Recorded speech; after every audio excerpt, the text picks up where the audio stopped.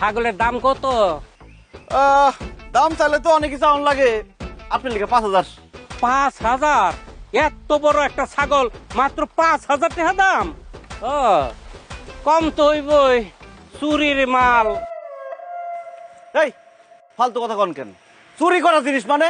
এই ছাগল আমার শ্বশুরের ছাগল, আর আমার শ্বশুরের মানে আমার ছাগল, আর আপনি কইতেছেন চুরি করা ছাগল? আপনার চেহারা আর সাইজ দেখে মনে হইতেছে চোর আপনি মিয়া। থাপড়ায় কানাপট্টি ফুটে ফেলামু, চিনোস আমারে বেটা?